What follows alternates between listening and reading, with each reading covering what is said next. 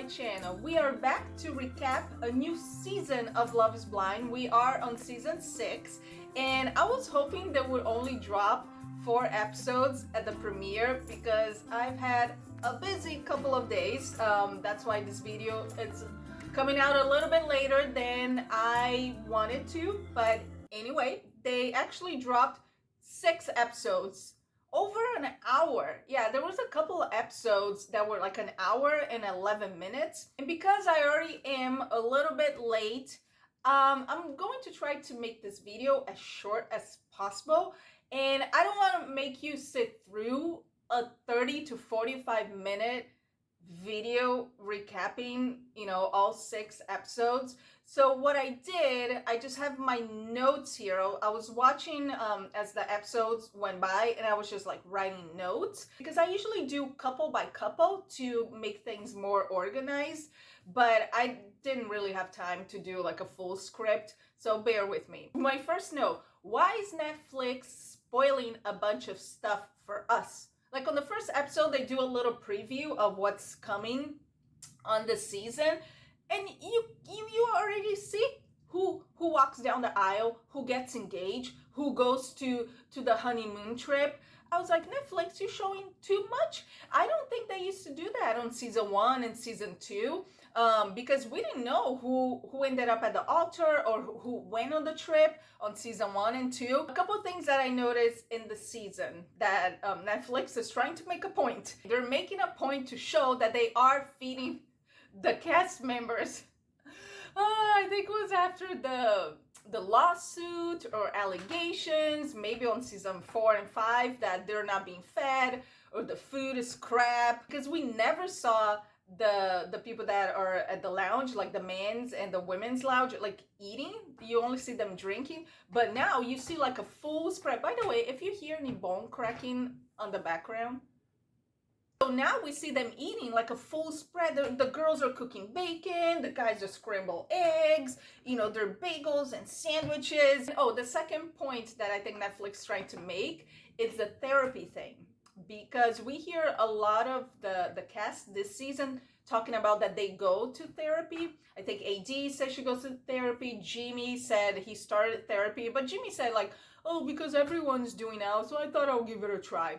Hop on the wagon. One of the criticism that people have with Love is Blind is that Netflix, if they want these relationships to be successful, they need to give them tools to, to survive the show. You can't just put these people that never met, walk down the aisle, go live together and expect that they're gonna have a happy ending. So a lot of people say that Netflix should offer couples therapy. Their honeymoon trip, I am so happy that they finally got sent to a place that it was in Mexico, and I love Mexico. Any opportunity I get to go to Mexico, I will go in a heartbeat. But every season they go to Mexico, and I'm not asking Netflix to send them all the way to Europe, but send them, I don't know, to the Bahamas or something. But they go to the Dominican Republic, which I love. I used to work/live there, been there many times. I love the DR. My next note says Johnny and Amy. And Amy, it's Puerto Rican. Johnny, white boy. But I don't have much to say about them besides the fact that her accent gave him, I don't know if I should say on YouTube, got him very, very excited because she was saying, like, I'm from Puerto Rico, I learned Catalan. As soon as she says like Catalan, he's like, oh, Amy, your accent. Yeah, so I think that's like her accent signed the deal for him. But I love Amy. I think she's such a sweetheart. She has such a good aura about her. Johnny too. And they're one of the couples that I'm, putting money on the table that they will say yes and they will have, a good life together. I see them as a good match. They remind me a lot, not a lot, but they gave me vibes of Matt and Colleen. They're still together. They just bought a house recently. They look very happy. I'm happy for them. I think Colleen too is a sweetheart, but they're very vanilla. That's the way I can describe Johnny and Amy and Matt and Colleen. Very vanilla. Nothing too exciting about them. You're happy they're together, but you really don't want to, follow their story. Chelsea and Jimmy. Like I said, I'm trying to make this video short, so I'm not going to get into too much detail, and I hope you already saw this episodes. But Chelsea was between Jimmy and Trevor. and she picked Jimmy, which I think that was a mistake. She should have gone with Trevor, because Trevor even called out when they're having their breakup, because Chelsea went to him to break things off with him. And Trevor said, you know, this guy was still deciding between you and another girl up to this morning. And you said yes to him. I had you as my number one. You were it for me from the get-go. Trevor, by the way, is a great example of not judging people by their looks, because if you see him, you know, like half of a mullet, the way he dresses, he's like a big buffed guy, like super muscular, and you think he's like, oh, just a midhead.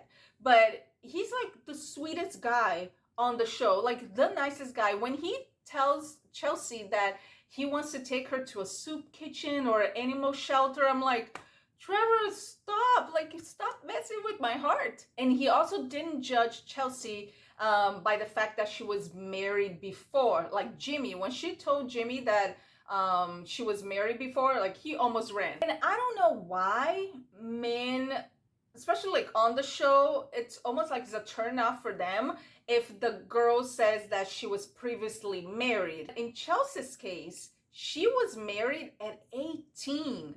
No child involved. It wasn't like she was pregnant and she had to marry the dude. Apparently it was her high school sweetheart or middle school sweetheart. I don't care if it was your daycare sweetheart. You're not getting married at 18 if you're my daughter. No, no, no, no, no. Too soon, go live your life. You can't even drink at 18 and you're going to get married? I'm like, where were her parents? My next note is Jimmy breaks up with Jessica and she rips him a new one. She said she was heartbroken, to say the least. You know, not everyone is gonna find their partner on Love is Blind. There is a big chance, a 90% chance that you know, you're not gonna find the love of your life on the show. She tells him, when you see where you're missing out, you are going to choke. You are going to choke. You're going to need your EpiPen to clear out your airwaves. And I'm sure he will need his EpiPen, because they show what's coming up in the next episodes for next week, and he does meet up with Jessica face to face. Speaking of face to face, we also see on next week's episode that Chelsea and Trevor are gonna meet up face to face, and you kind of see there's like a little bit of chemistry there. But with Chelsea, I feel like she's so insecure, especially about her looks, that if she feels that insecure with Jimmy, who called himself not so buffed, dead bod Jimmy, if she feels insecure next to him, imagine how she will feel next to He-Man Trevor. And you can tell how insecure she is by the fact that she was like totally fishing for a compliment when she was in the pods with Jimmy. Out of nowhere, she asked him, have you ever had someone tell you that you look like a celebrity? He's like, no, you? And she's like, yeah, but you know, just because I have dark hair and light eyes. And then he said, who? And she's like, well, you know, MGK's girlfriend. And he's like, Megan Fox? And she's like, yeah, but only because, you know, it's other people that tell me that I look like her. And I'm like, girl, it was a little bit of manipulation there, because now the seed is planted in his brain. He's like, oh, Chelsea looks like Megan Fox. And I almost choked on my drink when she said that. Is this Megan Fox back in the day, or current Megan Fox and all the work she has done? Because Megan Fox used to be one of the most beautiful women in the world, and she's still a very pretty lady.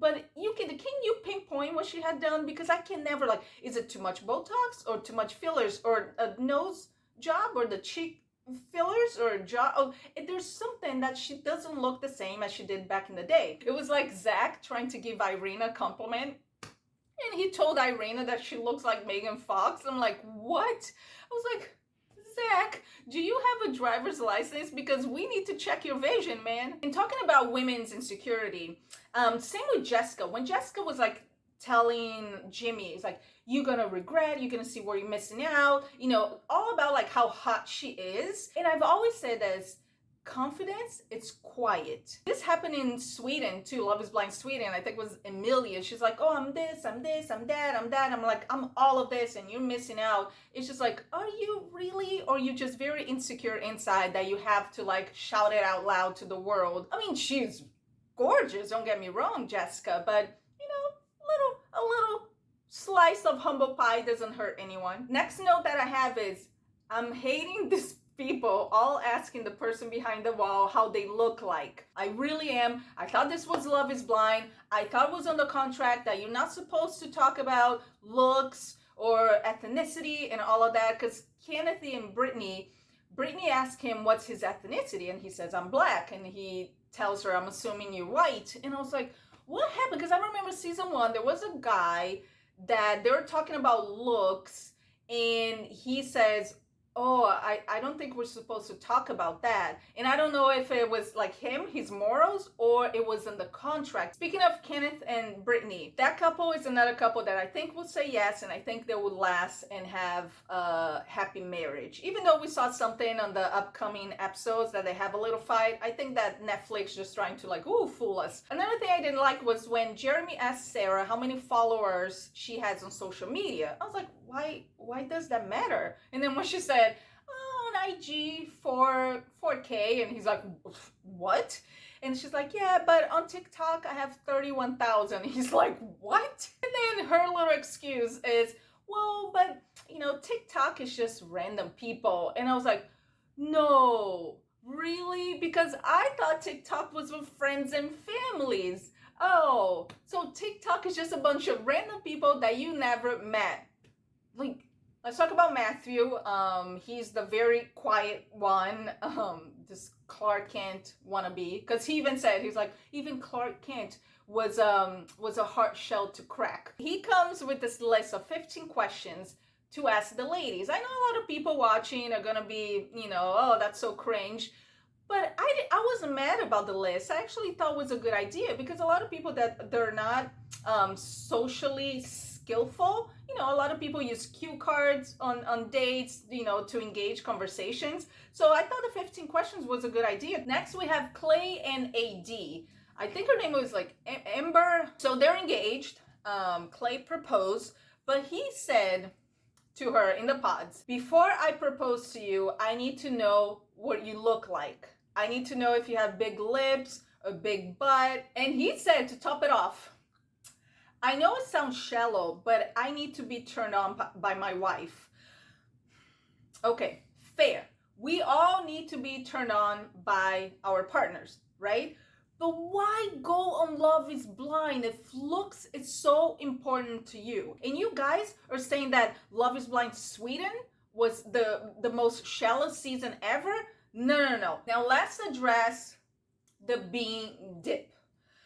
I never heard of this. Have you guys heard of what bean dip is? I thought they were talking about, you know, oh, we're in the DR, let's order some bean dip. Apparently, bean dip is when you slapped a woman's breast up and down. Why? But apparently, Laura told Jeremy, her fiance, to bean dip AD. She said it was a joke. Why would you tell your fiance to slap another girl's boob? Even if it was an inside joke, it's not even funny. And to do that to AD, like, why? I feel because AD is the only black woman on the show, dark-skinned black woman, people are over-sexualizing her. I don't like it. It rubs me the wrong way. When Chelsea and Jimmy are talking and they look at AD and he's like, she's stacked, huh? She's stacked. Apparently stacked is it's someone that has a big butt. And Chelsea says, yeah, bookshelf, huh? Bookshelf. Why didn't she say like, oh, go bean deep? I don't know, what's her name? Amy. Why does it have to be AD? And then Laura throws Jimmy under the bus when AD goes and confronts her and says like, why would you say that for him to like slap my boob? And she's like, oh, this is giving me small child vibes. And AD, she's like, she's the coolest girl on the show. I really like Amy and I really like Brittany. But AD, she's like, she's cool. And people just keep making comments about her body. Even Clay, her fiance, he says, you have a great body. You have a bang body. And she's like, yeah, but I work for it. I work for this body. She even jokes, she's like, squat in Jesus. But she tells him, you know, this might all go away one day because I'm going to have children and my belly, it's going to be this big. And he's like, but I'm gonna be at the gym with you every single day. And I was like, Clay, do you even know how pregnancy works? First of all, there are women that get pregnant, they cannot exercise. There are all different reasons that a woman cannot go and do like yoga and lift weights. And he's like, I think he meant it well. It was just the delivery. Like she said, she's like, it's just, it wasn't nice the way you said it. All these people talking about her body just made me feel icky. I also did not like when the girls were having the little powwow at the couples meetup, and they're talking about the men's penis size. I thought that was so inappropriate. We all been there, you know, girls, we talk within our girlfriend circles about sex and details, how a guy is in bed, if he's good, if he's not. But when you go on a show and there's cameras all around you and you talking about your partner's private parts, ladies, if we want equal rights, we gotta have equal rights for everyone.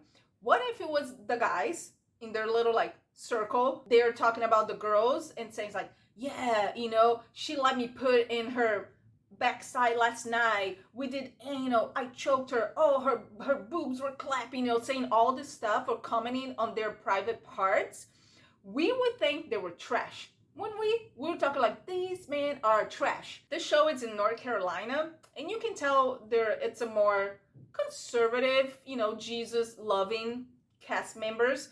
So I'm not surprised they haven't had sex yet. But when they were talking about the guy's, you know, size, Chelsea, she's like, oh, he's big. And then Laura's like, compared to what? Compared to what? This palm tree?